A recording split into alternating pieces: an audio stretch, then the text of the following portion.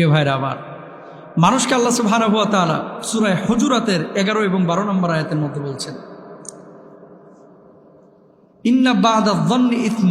তারপর আল্লাহ সুবহানাহু ওয়া তাআলা আবার বলছেন, ওয়ালা তাজাসসু ওয়ালা ইয়াকতাব বা'দুকুম বা'দা আইয়ুহিব্বু আহাদুকুম আইয়াকুলা লাহমা আখিহি মাইতান ফাকারিতুমু। আল্লাহ সুবহানাহু ওয়া তাআলা সূরা হুজুরাতের মধ্যে ওস্তাদ ছাত্রদেরকে যেমন আদব শিখায়, ওস্তাদ ছাত্রদেরকে আদব শেখায় যে খাওয়ার সময় এটা করো না, পড়ার সময় এটা করো না, হাঁটার সময় এটা করো, মসজিদে গিয়ে এটা করো, এরকম আদব শেখায় না?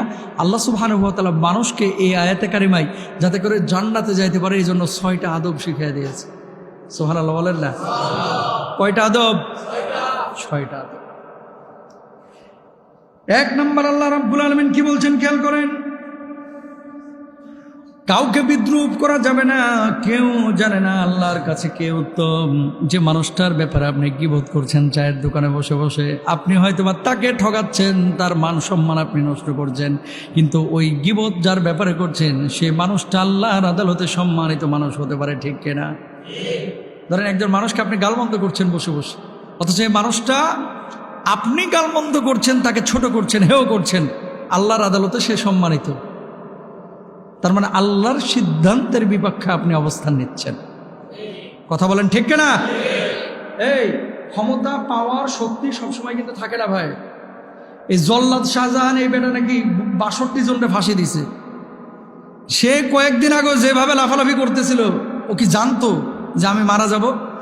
আমি কোথায় যেন দেখলাম পত্রিকায় না কোথায় যে 362 দিন না কয়দিন যেন উনি বাঁচেছিল, মানে জেল থেকে বাইর হওয়ার পরে। ও জেল থেকে যেদিন বাইর হয়েছে সেদিন যদি সে জানতো যে আমি মাত্র 362 দিন পৃথিবীর বুকে থাকবো, যদি জানতো তাহলে টিকটক ফিকটক এগুলো করে বেড়াইতো বুড়ো মানুষটা, জীবনেও করতো না, পাগলও করতো না। হয়তো সে ধারণা করেছিল জেল থেকে আমি ছাড়া পাইছি, হয়তো আমি অনেক দিন বেঁচে থাকবো, তাই না? এরকম হয়তো ধারণা করেছিল অনেক দিন বেঁচে থাকবো, কিন্তু বাঁচতে পেরেছে? বাঁচতে পারে নাই। পৃথিবীর বুকে অসংখ্য মানুষ এরকম আছে যারা মনে করে যে আমার হায়াত তো শেষ হচ্ছে না, আমার বয়স কত হয়েছে, আমার বয়স 40 বছর, এখনই কেন আমার মৃত্যু আসবে? অনেক যুবক যুবতীরাও আছে, আমার কি এখন মৃত্যুর সময় হয়েছে? এখনো মৃত্যুর সময় হয়নি, এখন আমি অনেক দিন বাঁচবো, এরকম অনেকে কিন্তু মনে করে যে আমার মৃত্যুর সময় হয় নাই। কিন্তু মালাকুল মউত যখন আসে ভাই, হঠাৎ চলে আসে। তো এখন আপনি একজন মানুষ মারা গিয়েছে, সে ধরেন জল্লাদ ছিল, সে ধরেন পুলিশ ছিল, সে ধরেন দারোগা ছিল, সে ধরে নেন ভূমি অফিসের একজন কর্মকর্তা ছিল, ধরে নেন একজন হুজুর ছিল, ধরে নেন একজন এলাকার জালেম ছিল, আপনার দৃষ্টিতে লোকটা খারাপ। কিন্তু যখন মারা গিয়েছে সে কোনোভাবে হয়তো আগের রাত্রে তওবা করে ফেলেছে, বুঝতে পেরেছে, অথবা আল্লাহর কাছে ক্ষমা পেয়ে গেছে। এখন মারা যাওয়ার পরে যখন একজন মানুষকে আপনি গালমন্দ করবেন, এখন তো অনেক সময় মানুষ মারা যাওয়ার পরে বলে আলহামদুলিল্লাহ আরও একটা উইকেটের পতন হলো, এরকম বলে না অনেকে? এগুলো বলা কিন্তু ঠিক না, কারণ একজন মানুষ যখন মারা যায় সে আল্লাহর হাওয়ালায় চলে যায়। এখন আল্লাহ তারা যদি আযাব দেয় সেটা আল্লাহ সিদ্ধান্ত নেয়। কিন্তু আমি যে কথাটা বলতে যাচ্ছি, আপনি যে গীবত করেন, পরনিন্দা করেন, এই সূরা হুজুরাতের এই আয়াতে কারিমার মাধ্যমে আল্লাহ সুবহানাহু ওয়া তাআলা যে আদব শিখাচ্ছেন, 1 নাম্বার, কোনো মানুষকে কখনো কোনো মানুষ বিদ্রুপ করতে পারে না, কারণ মানুষ সম্মানিত। আল্লাহ সুবহানাহু ওয়া তাআলা প্রত্যেকের আলাদা আলাদা সম্মান দিয়েছে। 2 নাম্বার, একে অপরকে নিয়ে দোষারোপ না করা, নিন্দা না করা, নিজের ত্রুটি সংশোধনের দিকে মনোযোগ দেওয়া। আল্লাহ সুবহানাহু ওয়া তাআলা বলেছেন কাউকে মন্দ নামে না ডাকা, কারো নাম এমনভাবে বিকৃত না করা যা শুনলে সে কষ্ট পায়। নাম হচ্ছে আবুল হোসেন, আবুল্লা, নাউজুবিল্লাহ, এখানে বললেন না বাড়িতে যায় বললেন, আছে না? নাম হচ্ছে জামাল উদ্দিন, কই জামাল্লা। নাম হচ্ছে সোহেল, কই সোহিল্লা। সবাই কিছু মানে মানুষ পাবেন আপনারা, এরা ম্যাক্সিমাম এরকম নাম পাইলে শুদ্ধভাবে নামটা বলাটা এটা এদের যেন গায়ে জ্বলে, মানে ওই লে একটা লাগাবেই শেষে, জামাইল্লা, আবুল্লা, হ্যাঁ, করিমিয়া, নাউজুবিল্লাহ, এরকম নাম যদি বুঝে শুনে কেউ বিকৃত করে, কবিরা গুনাহ করলো, সে আল্লাহর আদালতে এরা দাঁড়াইতে হবে। নাউজুবিল্লাহ বলেন।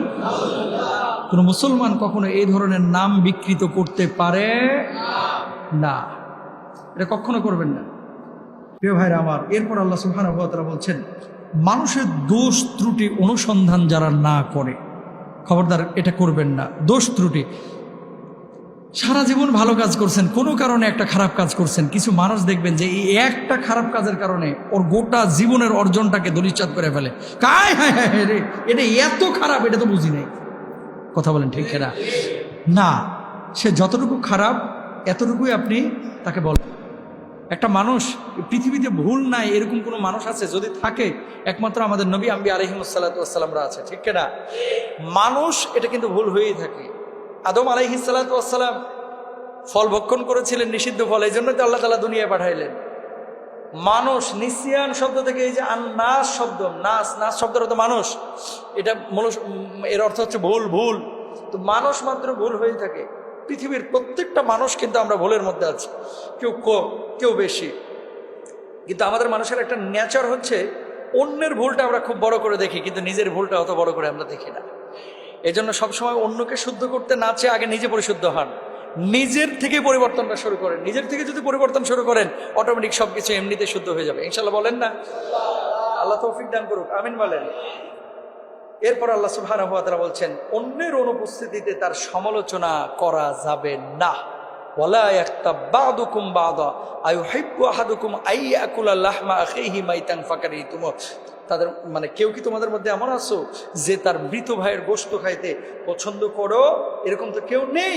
সুতরাং আমরা কেউই তার মৃত ভাইয়ের গোশত খেতে পছন্দ করি না। আমরা আমাদের ভাইদের পছন্দ যেহেতু গোশত খাইতে করি না, সেহেতু আমরা গীবত পরনিন্দা কেউ করব। আপনার সামনে কেউ যখন আরেকজনের ব্যাপারে গীবত করবার, গলাটা চেপে ধরবেন, টুটি চেপে ধরবেন। কেন?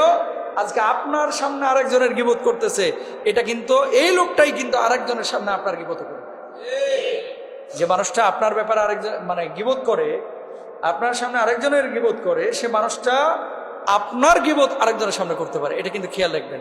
সবাই বলেন ইনশাআল্লাহ। আসসালামু আলাইকুম।